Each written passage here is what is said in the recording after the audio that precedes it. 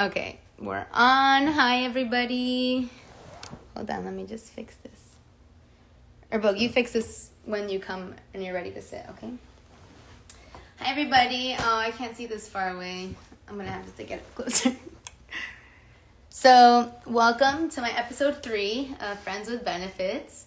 Today I'm interviewing Roger, which I feel like most of you know. And if you don't, he's a very busy guy, so I'm very grateful that he's doing this with me today.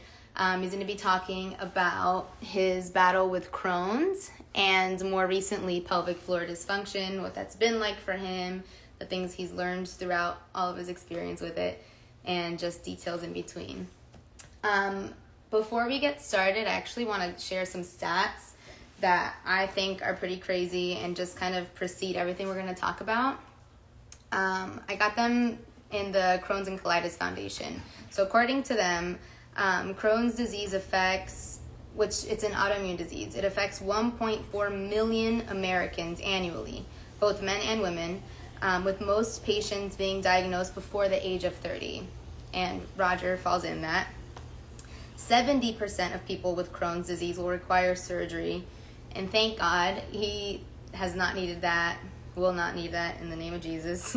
And unfortunately, even these people who do get surgery, that's not a cure.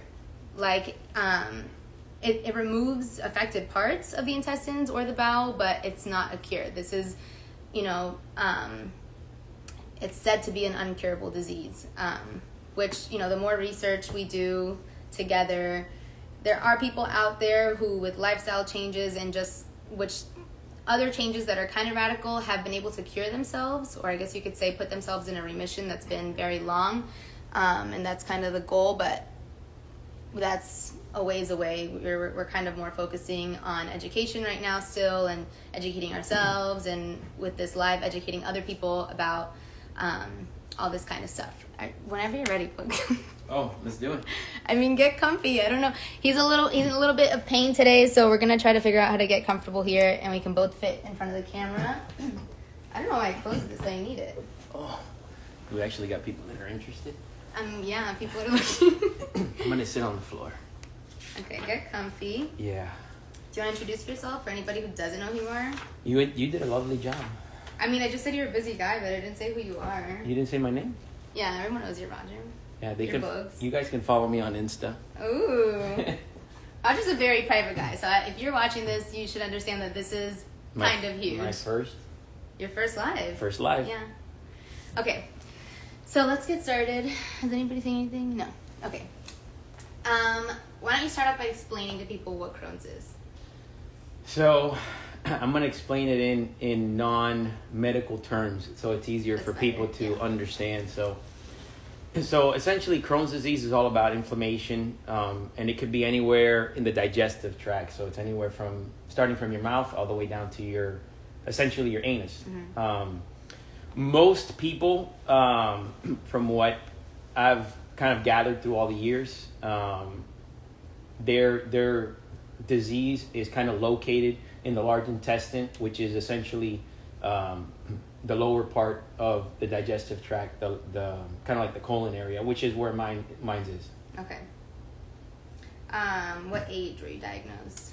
So when I was 17, I was a freshman in college, and I started going to the bathroom more frequently, and I kept going over and over again, and then from trying to think of words so I don't sound too kind of like gross. Gross. I don't care. I mean, I don't think anybody cares. Right? Yeah, I know. Roger, hi, buddy. Oh, hi, buddy. JP. Okay, sorry. Go ahead. So I remember it was the fall of my freshman year, and constantly going to the bathroom, and then from normal stools they became loose stools. They became watery stools, and then I started getting blood. And funny enough, or not funny, but the blood wasn't what was scaring me, essentially. It lasted for weeks and weeks and weeks. After the blood came some a distinct mucus. Well, I didn't want to say mucus yet because I didn't know what that was until I actually went to the doctor. So it was like a phlegmy sort of um, substance that was coming. And believe it or not, it had a distinct smell. Oh. And so that was really what triggered me at the time to say something to my parents. So from there, I ended up going to see a doctor, and they did a colonoscopy, which is essentially a study where they put you out and they stick a camera through your intestine to see what's in there, and they started seeing all sorts of stuff, and they diagnosed me with Crohn's disease. Do you remember how long you were bleeding for before the mucus started? You know, to be honest with you, you know, what is it now, 16, 17 years later? I don't, but I will tell you this. I went into school, meaning college, weighing in about 168, 171 pounds. By the time that they realized what was going on, if I'm not mistaken, I was weighing about 146, 147. Damn. So I had lost essentially 20-something, you know, close to 30 pounds, which is crazy because, you know, I was playing a sport in college, and even though it affected me, ultimately it didn't affect me in the sense of like having to stop completely. Considering, you know, you as an athlete, you lose 30 pounds. It's a lot. That's a lot. Yeah. So. But so I think what I'm trying to get to is like, did you take a long time to tell your parents? I mean, I had to have, because even if you're sick, like in order for you to lose that kind of weight, considering that I was still eating pretty normal, it had to have taken, I would think at least a month. Okay. Which is a long time, being sick without saying anything. Yeah. And I'm going to interrupt myself to say that this is why I promote self-awareness so much with your body and things going on, because that's huge. Like, you know, I'm not saying that he wouldn't have gotten Crohn's if he didn't take something sooner, but like a lot happens, you know, every day to our bodies. So as soon as you have this self-awareness and you are able to identify things and say things to people and find out what's normal, what's not, you can kind of target whatever it is that's affecting you. Forgot what I was going to ask you. I was going to go off script for a second. Go off script. Oh, because you mentioned some symptoms, so I wanted to make sure we covered them all. Bleeding in your stool, which turned into a mucus in your stool. Yeah. Weight loss. Weight loss. I mean, there's bloating. So like for me personally, the biggest trigger that I get now, and I say more as in a later adult, is really the inflammation in that the lower part of the large intestine, and it kind of feels like a really, really, really bad bruise. And so the only thing that helps with that when you have what they call a flare-up are steroid medicines, which is essentially medication to lower inflammation really in your body, but obviously it'll also, because it's the whole body, it'll help the intestine. So whenever they did give you meds, that first time that you were diagnosed, how long did it take for you to like get better and like stable? Well, so the main medication that's out there is called prednisone.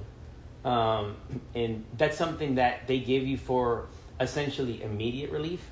Immediate relief could be anywhere between, believe it or not, a couple days and a few months. But it's actually medication that no human should be taking for a very long time because of the side effects long term. So I do know that I was taking prednisone for a few months. And then from there, once I got to a point where everything started getting better, not everything was normal, but started getting better, that's when we started trying different medications for Crohn's disease, which essentially it's very similar, if not the same medications they have for IBD, which is irritable bowel disease or syndrome. And they also have IBS. I actually meant to look that up and I didn't, like the order of things. Like you have IBS and then it's IBD. Yeah, and then it's Crohn's. But all of it is very similar. You know, from what I've read, and I haven't read this sort of stuff in many, many years, the difference between IBD and Crohn's disease is if they were to do surgery and take out hopefully, for everybody, hopefully it's a small little section of where the disease is. IBD, it won't come back. Whereas Crohn's disease, there's a big chance it will come back. But going back to the medication, there's a lot of people that also suffer from rheumatoid arthritis, and that's also an autoimmune disease, and it has to do with inflammation. And sure enough, like the same medications that we use for Crohn's and IBD and IBS are also used for rheumatoid arthritis. The same ones? Same ones. Oh, wow. Yeah. I didn't know that. Yeah. Most of them. I wouldn't say all of them, but most of them are, yes. I could see that. Does Crohn's run in your family? So, as far as I know, no. But I do know that, obviously my dad passed from colon cancer. Not obviously, people. Not everyone knows that. No. Well, yeah. So ultimately, like, if you do have any sort of, disease, let alone Crohn's disease, like, you have a higher chance of getting colon cancer later on in life. And I do know that my grandmother on my mom's side also suffered from stomach issues. So it could be, like, ultimately, like, we'll never know, but it's something that, like, if we sit here and try to figure it out, we'll run around in circles and we'll... Yeah, they were never diagnosed, but they, like, do have people who had stomach problems. Yeah. I know we talked about that you didn't need surgery, but there's a lot of people who do. I don't know where I was going with that, but thank God you don't need surgery. Amen. Let's see, what else? Oh, the different diets you've tried. The many different diets you've tried to target your inflammation. I mean, I've tried them all. I've even tried diets that you shouldn't be doing on... Like what? On Crohn's disease. I mean, ultimately, like, the keto diet, if you really think about it. Oh. The keto diet is all sorts of meats, and that's very hard to digest, all the red meat and all that stuff. And even though I did lose a lot of weight, ultimately, like, I knew after, I think it was like about a month and a half or so, I knew it wasn't good for me. But you also got something else because you're doing keto. Oh, gout, yeah. All that sodium. It wasn't really bad, but it was like an episode of gout where it's like, okay, maybe. Yeah, but I did lose weight. You also did gluten-free for a while. I did gluten-free for a while. You also lost a lot of weight. I don't remember, but obviously you would. Yeah. I've done the Mediterranean, which I think is really good because ultimately, like, I think it gives you the best of both worlds in the sense of you don't have to cut the carbs, you don't have to cut the meat. You're just essentially like you're looking for better choices in all of it. I'll give you examples. Instead of eating white rice, you eat brown rice. Instead of eating sourdough or white toast, you eat wheat toast. Same thing with pancakes or anything that has, gluten. And then on the meat side, again, they don't want you eating meat every day. But I know, like, you eat lean meats like chicken, you can eat turkey, all sorts of lean meats, a couple times a week, and then seafood a couple times as well to mix it in. But again, I think with all these diets, I think the one common thing is you got to eat a lot of greens. Try to get your most of your proteins from your beans, which luckily I love beans. And it's something that, like, it has been very tough. I'll be honest, it's been very, very tough to try to stick to something because I also read a long, long time ago an article that people with Crohn's disease are more are higher at risk to being, I don't want to say addicted, but craving simple carbs. So again, it's the rice, it's the bread, it's the sugars. That's you. And that's me. That's you, boy. And throughout, the one thing I've learned throughout this whole journey of, 17 years is, I started off bad, in terms of getting diagnosed. And then, went 8 to 10 years really not having major issues where I didn't really have to go to the hospital. I had some flare-ups, but I could get them resolved at home with, my regular doctor. And then, recently going and having a big flare up where I had to go to the hospital.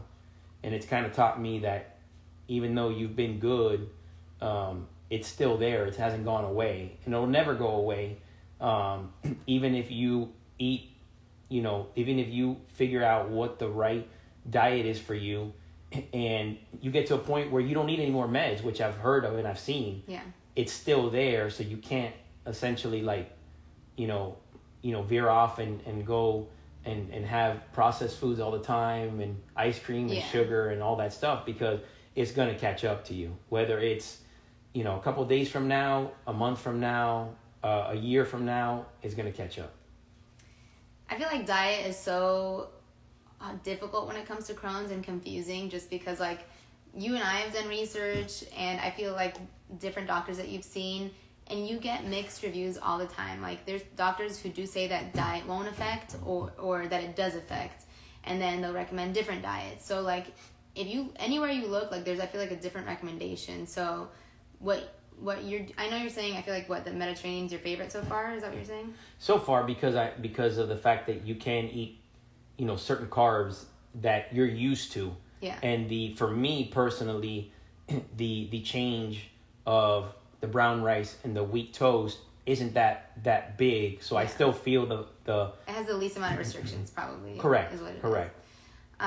But it's like you're saying, like I feel like you've just learned to balance. Like you just learn that everything is in moderation, and like to switch out. Like if you do have meat, like you're buying grass fed versus just like correct whatever meat. To be honest with you, like let's just say the being plant based, right? Mm-hmm. Being vegan. Some people take it hardcore where they will not eat anything in terms of obviously animal products, yeah. Right?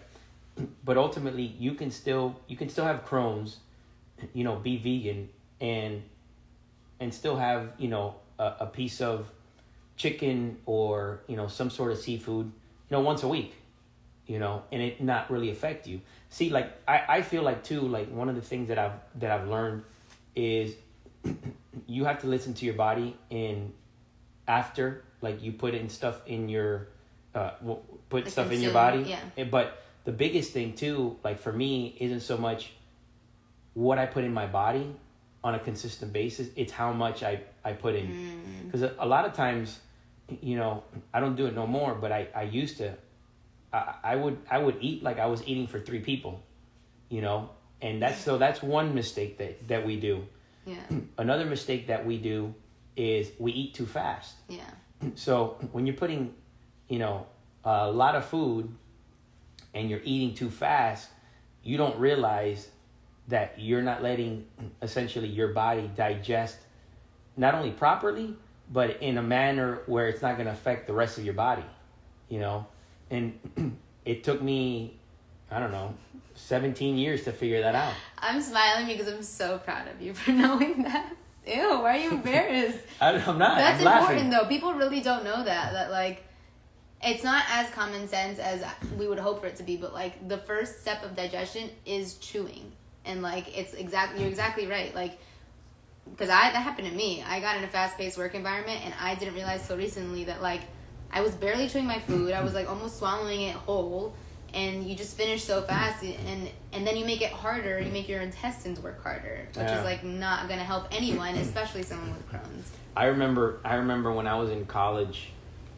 Yeah, when I was in college, my grandfather, like, he had already told me that, like he was like, every time that you put food in your mouth, you chew 1,000 times, and you make sure there's a lot of saliva in the food, so it's basically water, so your stomach and your intestines, they don't have to work as hard and all this stuff. And I'm like, man, talking about like all this stuff.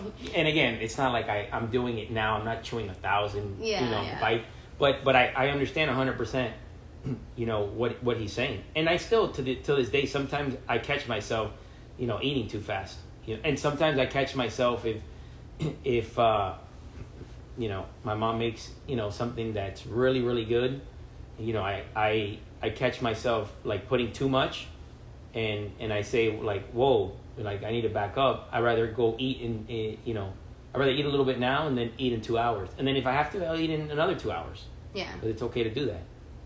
Yeah. That makes sense. So when was your last flare-up? So my last, like, real flare-up was this past Thanksgiving. So I was already hurting that week of Thanksgiving, and then I ended up... Sorry, what, like, a little more specific, like, what symptoms were coming that you're like, oh, this is a flare-up? Like I had mentioned earlier, like, the bruising feeling in the lower part of my rectum. I just felt it getting worse and worse. It was getting sore. It was getting painful. Still hadn't seen any sort of indication of blood or loose stool or anything like that yet. But the pain got so bad. I remember, at Thanksgiving, I didn't eat. And I knew mentally I had to go to the hospital the next day. So I actually went into the hospital the next day. Ended up staying there, if I'm not mistaken, 5 days. That sucked. Oh, it was horrible. I mean, you're scared because, COVID was still out there. Yeah. So nobody can come and visit. Although I will tell you, like, the Memorial Miramar, they have really nice rooms. Really nice rooms. They're nice and big and everything. So I went in, and 3 days into the 5-day stay, the gastroenterologist, the GI, what they say, came in and said, we've given you steroids for 3 days, which is basically the maximum they do. We're going to send you home, and we're going to give you, prednisone. I mentioned that earlier, and kind of follow up with your regular GI doctor, right? So he left, and I actually thought about this. I said, we're towards the end of the year. I basically I called my insurance to figure out how much money I had in my out-of-pocket max. I basically had like $600 left, right? So I essentially forced them to give me a colonoscopy because I normally get one every year. But because of COVID, we pushed it, try to push it as much as we could, which I was basically about a year and a half. So I forced the guy to give me a colonoscopy. So we did it the next day, which is the 4th day. And he essentially basically said, thank you for pushing for this because, yeah, he saw inflammation, which we all knew, but he also saw ulcers that were also causing, a lot of inflammation and discomfort and pain and bleeding and stuff like that. So we had to treat that as well. So I ended up leaving the following day, and then I've had all sorts of issues as well since. But I think we've been able to control most of the Crohn's part of my issues as of late with a new medication, because I ended up switching from a previous medication that I was taking for 10 years. You kind of figure that every medication out there, at some point your body gets immune to it, right? So luckily for me, it lasted 8 to 10 years.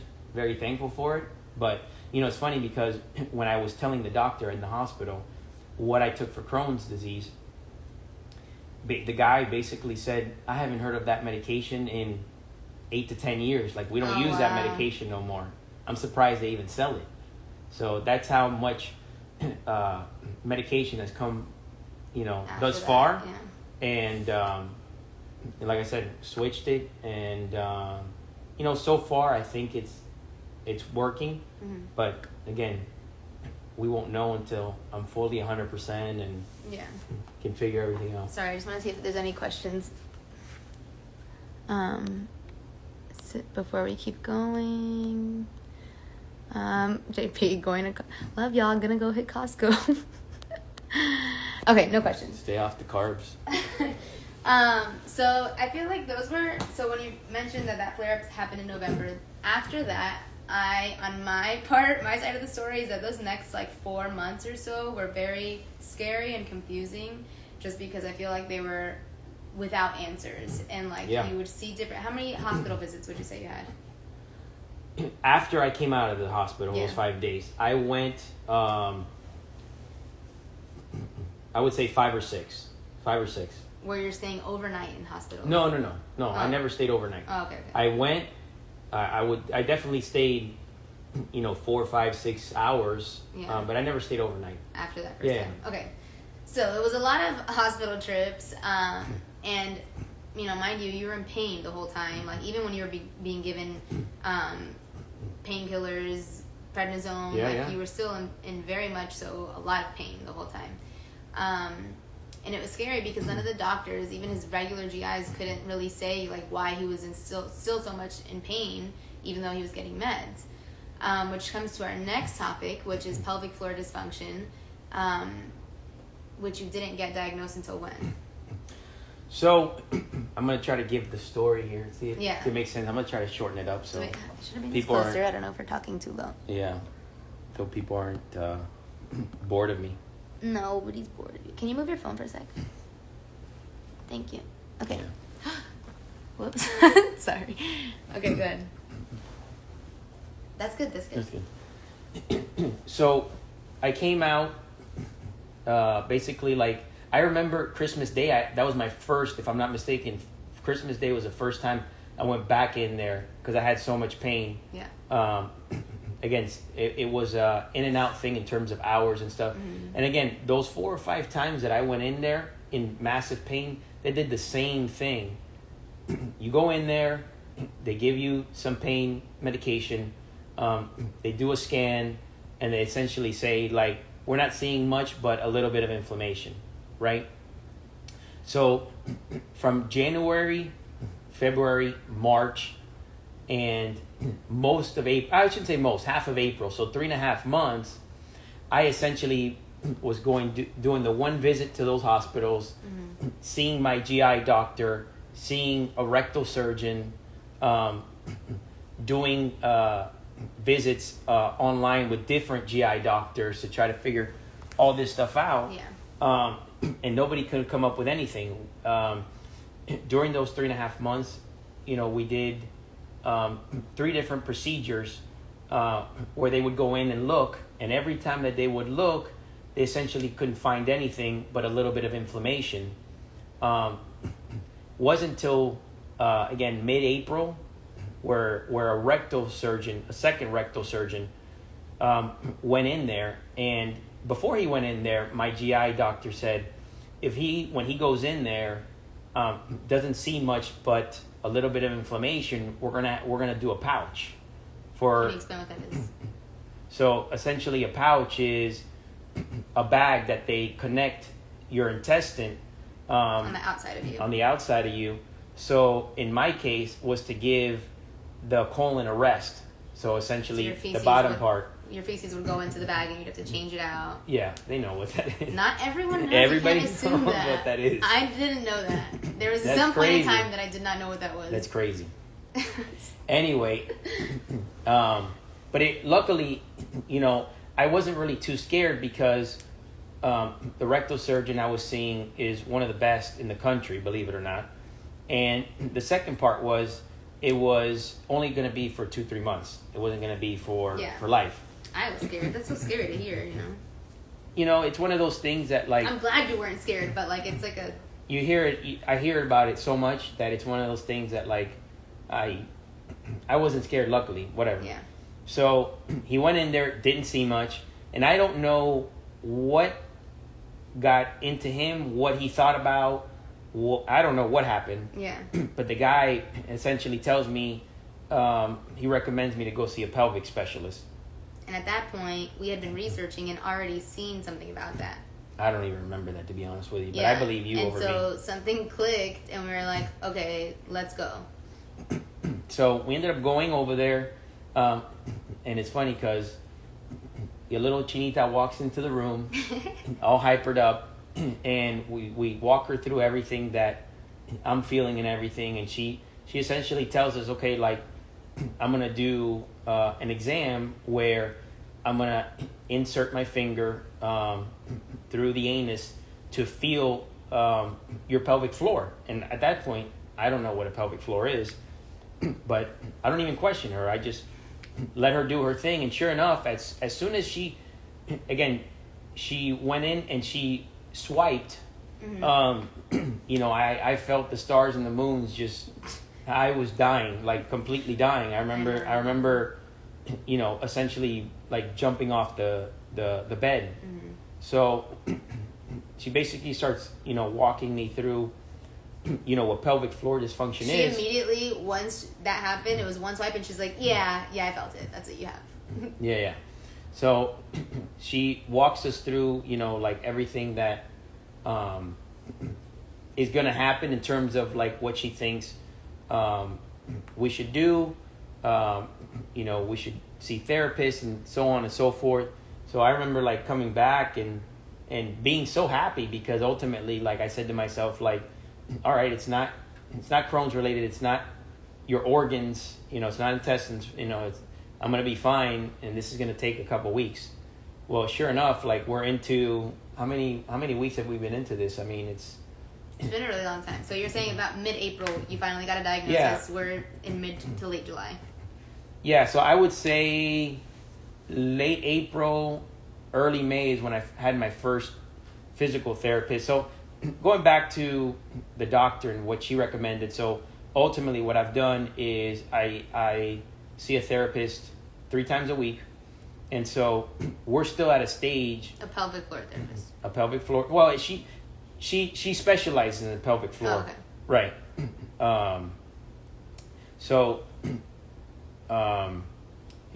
I lost my train of thought when you keep interrupting. I knew that was going to happen at some point. So, you see her 3 times a week, and you're saying I see her 3 times a week, and the type of therapy that we do right now, as of right now, is essentially just stretching, doing deep breathing to try to relax those muscles.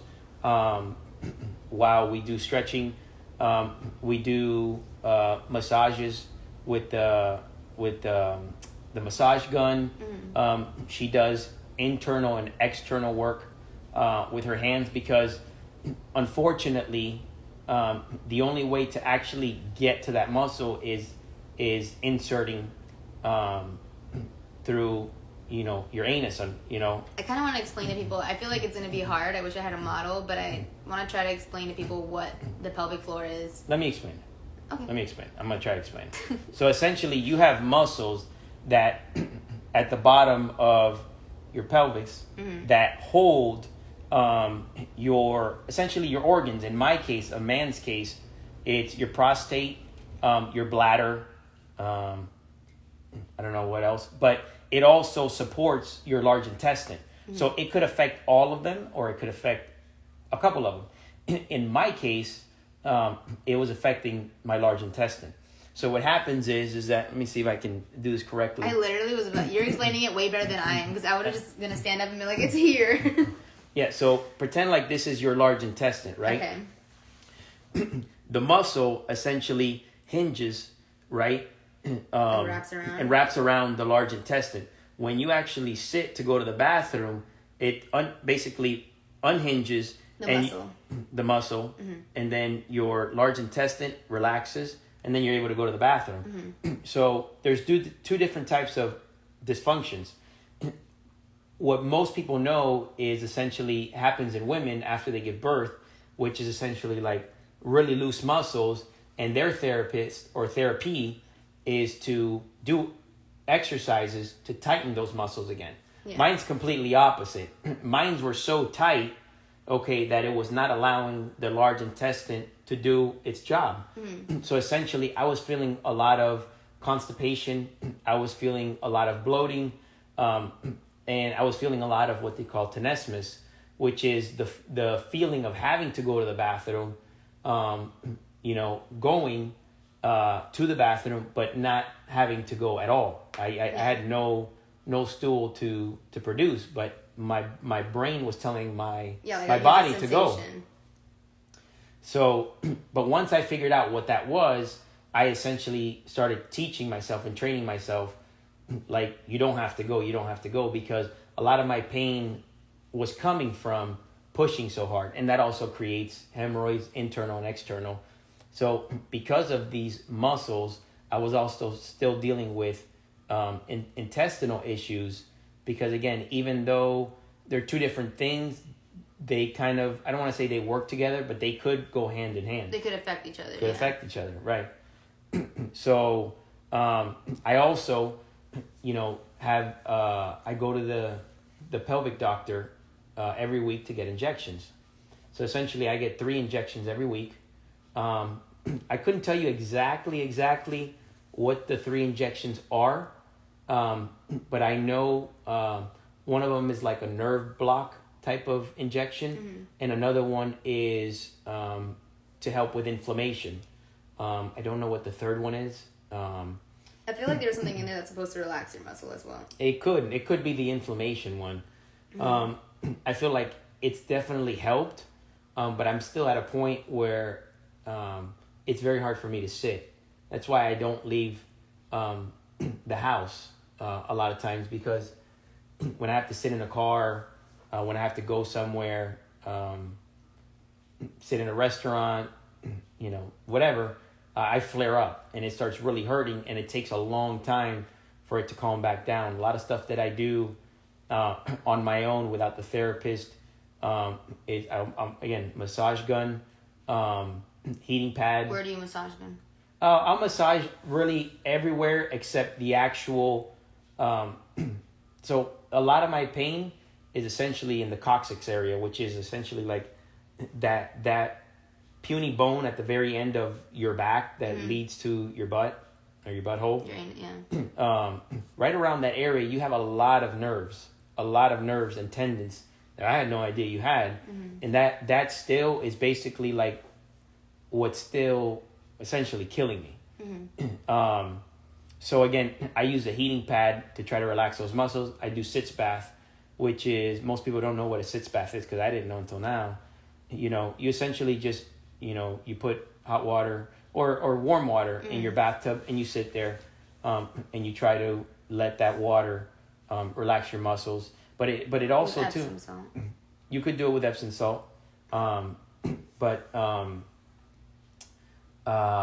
crap, you did it again. I'm sorry. You're bad at this. I'm sorry. We got to work on this if you're going to do this moving forward. But okay, I remember now. But it's not always hot. Like, you could do cold, because again, you have to treat this as, essentially like a pulled muscle, So there's benefits to cold, there's benefits to hot. You just have to know when you're doing it, and for what reasons you're doing them. You're not going to do, for me, I'm not going to do, put ice on it before I go to sleep. Because again, I'm more about relaxing the muscle than trying to bring swelling down, if that kind of makes sense. I do the ice, put the ice on it when I feel like a flare-up is happening or is already happening, which is normally when I wake up and I first go to the bathroom. A lot of that has to do with the fact that you've been sleeping for 5, 6, 7 hours. So that muscle is confined, is super tight. And then when you go to the bathroom, you're kind of like pushing. So you're essentially like pulling that muscle away from where it's been the whole for 5, 6, 7 hours. So it creates a lot of pain. So again, I'll do the ice during the day, and I'll do heat at night to relax the muscle to help me go to sleep. Yeah. It's been really hard. Obviously not so much for me. I'm speaking on his behalf because I've seen him go through all of this. But I can't tell you how many times we went to doctors, other doctors, just to get other opinions and kind of help him with all the medications that were being thrown at him. And, we'd mention, because he has pelvic floor dysfunction. I don't know how many doctors were like, he has what? Not enough people know what pelvic floor dysfunction is. It's insane. And it's also not that easy to find online either. It is, in the sense of the information is out there, but it's mainly geared towards women, first of all, because like you mentioned earlier, pelvic floor dysfunction is, for the people who do know about it, is usually reference to women who have given birth already, and because of that, those muscles are affected, are loosened up.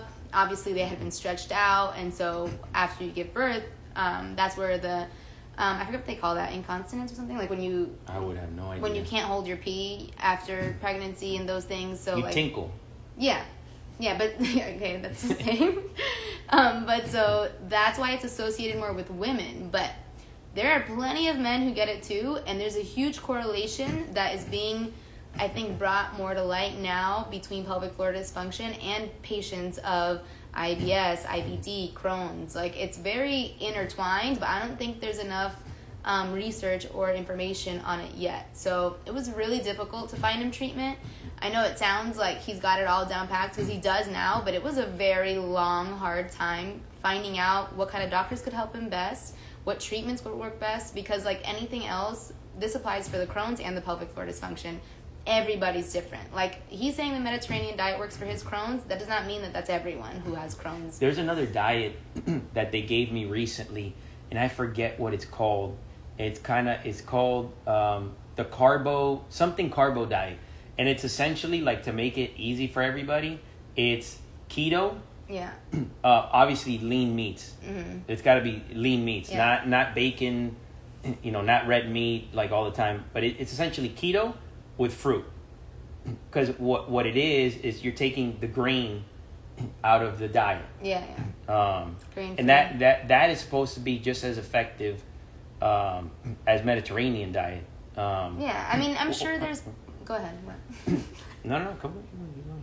I was just going to say that, like, I'm sure there's plenty of diets that work for different people. Like, I'm sure there's someone with Crohn's or who had Crohn's that swears by being vegetarian. Like, oh, yeah. No, I mean, I know docs that it's all about being vegan. Like, it's all vegan, and there's the weird part is that every one of these doctors has science behind each of these diets, which it goes back to what I said. Like, you're gonna find the right diet for you by just trial and error. Yeah, and listening to your body, like you had mentioned. And not the same exact thing applies for pelvic floor dysfunction, but in terms of like how we're saying that every treatment is kind of individualized for each person, the same thing goes for pelvic floor. Stretching, obviously, it depends on if you're trying to loosen up the muscles or learn how to regain control of, tightening them. But there's ice, obviously, there's heat, there's stretching, there's injections. I saw someone else that I follow on Instagram who also was suffering from pelvic floor dysfunction. And, I mean, I don't think she had it as bad as to where she's getting injections, but she's going through therapy. So, like, it just depends on how bad it is, how long you've had it. What we didn't touch up on that I kind of want to is... How I was sleeping for 3 months? No. I mean, you can if you want. But, no. How you get to that. Like, how did you get pelvic floor dysfunction? We know that it's partly because of your Crohn's, probably. Yeah, more than likely. So I've asked that, several doctors. The therapist that comes to my house all the time, which she's great, by the way. And essentially, they'll tell you, like, we don't know exactly. It could be the fact that, people who do have Crohn's or IBD are technically constantly going to the bathroom a lot more than somebody who doesn't have. And so maybe it's you're over pushing. It could be something where, again, it's muscle related. So, like, for me, I'm super flexible. So it could be because I'm super flexible and I did something at the gym or in yoga or whatever the case is. Yeah, over time, it's gotten, to the point where, again, these muscles, contracted and decided to do whatever they were doing. Well, so the way that Ma'am Sang explained it, his pelvic floor specialist, was that she asked him if he was flexible, and when she said that, I was like, oh my god, this is it. Because when I tell you that this guy will just be chilling on the phone and is like split in the air, just like flexible, where he has no business being that flexible. And so what she was explaining is that, like, if in that area you're so flexible, those muscles, the pelvic floor at the bottom here, just kind of like tighten up more regularly than a regular person would, because they're like trying to find stability because you're so flexible. So I think over time that affected. Obviously your Crohn's affected. One that she mentioned, which also affects your Crohn's and everything in life, is stress. Stress, man. Stress and anxiety, which will have to be another talk because we can go deep into that one too. But that's huge. I mean, you live a stressful life. I feel like in general, your work is stressful, your life is stressful, and I'm not gonna get deep into that because he's a private person. But I can say for sure, because I've witnessed your life and everything you've gone through, that that 100% has affected you in terms of your Crohn's and your pelvic floor dysfunction.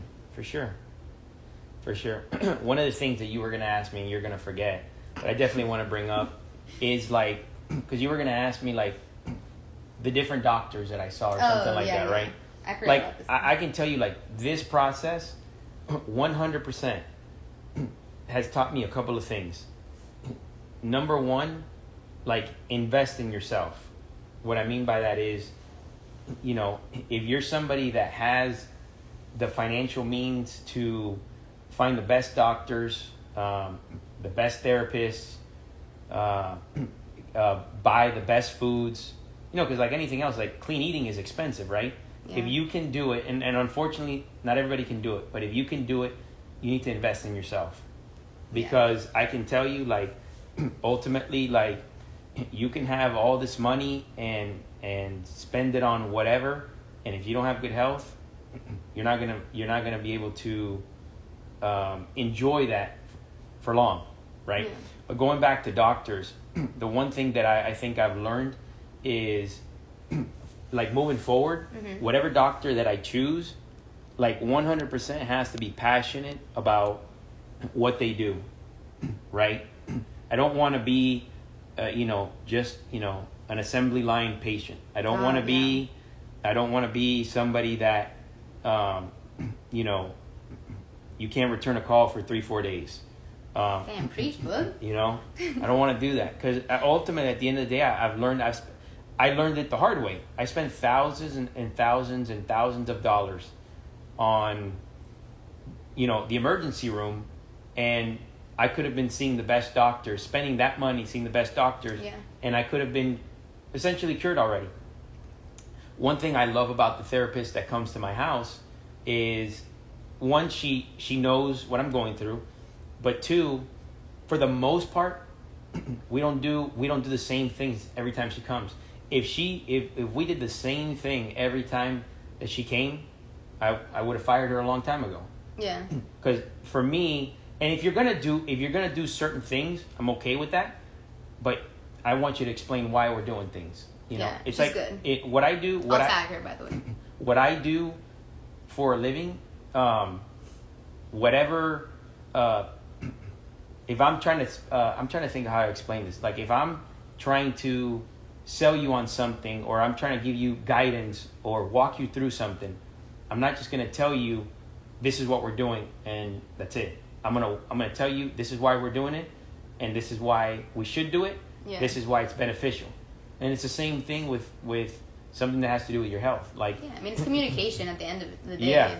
You want to be in the loop. Like you're not just going and saying I'm at your mercy. Like you want to make sure that why they're doing the things they're doing is best for you. Absolutely. I kind of want to review, just in case anybody's watching this and is thinking like of a friend or a family member who it sounds like, or even themselves, both things. So if we can just like review real quick the symptoms of Crohn's that people may not realize is Crohn's if they don't know about that yet. We said blood in your stool. Correct. Would you say loose stools, or I guess constipation could be considered Crohn's as well? Bloating, just like IBS symptoms. No, for sure. I just, the thing about it is why I kind of look like confused is because like I just think about my symptoms. I think everybody has different symptoms. Yeah. And there's certain symptoms I think that everybody has, like blood. I think the mucus part is very, very so the mucus common. is your lining, right? Yeah. So like again, I'm not a doctor or anything like that, so I could be wrong. So that is essentially like your intestinal lining that protects. Mm-hmm. Maybe Claudia will correct you if you're wrong, but I don't think you are. I know. I gotta say it so she can hear it, and then she'll say it if I'm right or wrong. Go ahead. So it protects your intestines from essentially all the waste, that's going through there, and essentially like your colon is kind of like the vacuum. But again, your intestines too, they act like they're the ones that absorb all the nutrients. So like for Crohn's disease, which I didn't mention at the beginning, the easiest way to explain it is when people do ask me is, let's just say, a piece of steak has, 10 grams of protein, right? When you're going through a flare-up, or even if you're not going through a flare-up, but again, you do have Crohn's disease, and you could still be in remission. Your body doesn't absorb all the 10. It could absorb 8, it could absorb 4, it could absorb none. Again, it just depends on how much inflammation is in your intestine that's not allowing the intestine to do what it's supposed to be doing. Which is why people lose weight. Like, not to be confused that like people with Crohn's are so sick they don't eat. It's like you can eat a regular amount, more than a regular amount, and people still lose weight with Crohn's because if I could be wrong, but like no, I mean, like, you're absolutely right. You don't absorb the nutrients, so the food just goes right through you with the nutrients and everything. That could happen. That's not always the case, because people, who have it severe, again, they have so much inflammation and so much pain that they won't eat, obviously, too. So it's not always like, oh, they'll eat. But don't get me wrong, like for me, I've had very few cases where it's so severe that I don't eat. I've actually, every time I go to doctors or I talk to doctors, it's one of the first questions they ask is, how's your appetite?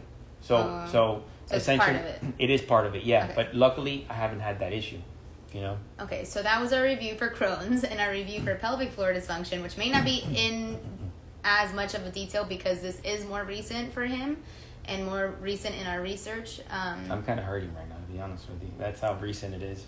Yeah. That's why I'm sitting on the floor. Yeah. It's been bad.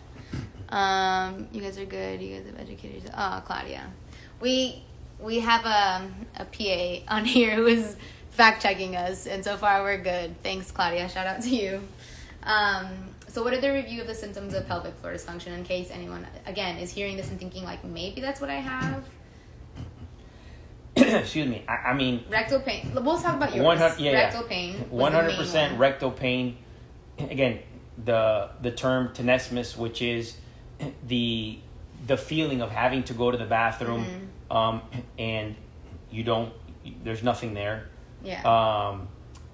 I'm trying to think of what constipation is another one. Or on the other end, right? Like it could be like you can't hold.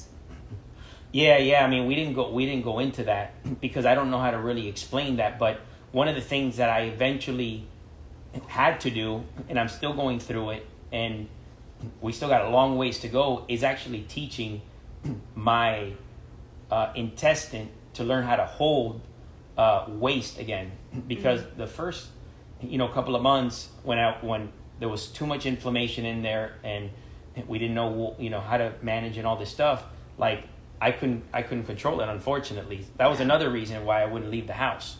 But I've gotten better at, which is crazy because it's not like I'm doing exercises or anything, but again, through therapy, I think the body is naturally healing and teaching itself again on how to hold your stool, and I forgot about that. I forgot to talk about that. It's okay. I didn't it doesn't bother me to say it. It's just cool. I mean, it totally shouldn't because I just literally think about some people who like have no idea of these things and like might be going even just through a little bit of it, and like I don't know. You bought me the wrong size men diapers. Remember? I did, but you wore them anyway. You didn't need the whole thing, I don't think, did you? What's that? You didn't even go through the whole thing. You got better in time. Yeah. But still, they were uncomfortable. But yeah, I mean, is there anything else you want to say about either of those topics? I mean, I don't know. I can't think of anything at the top of my head, but... And we don't really have questions, so that might be it.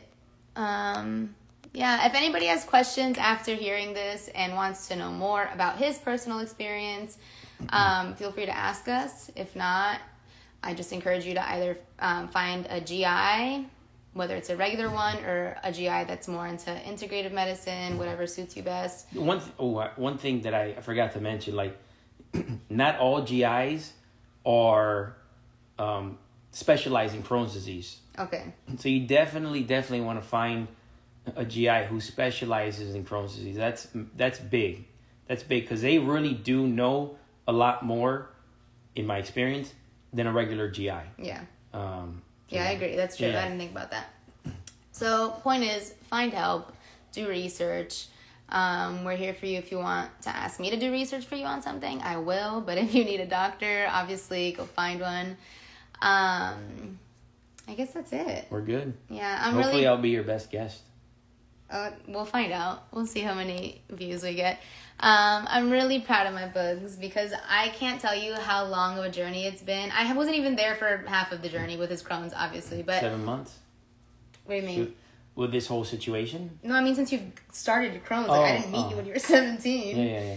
But it's been a really long time of just learning. It's learning. It's literally learning all the time about your body, what it's asking for, what works best for you, everything that we talked about.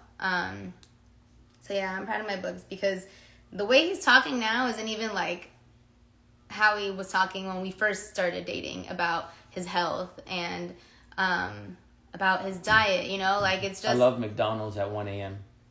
And that's okay. No, back then. I'm saying back then. Not now. You crazy? Yeah.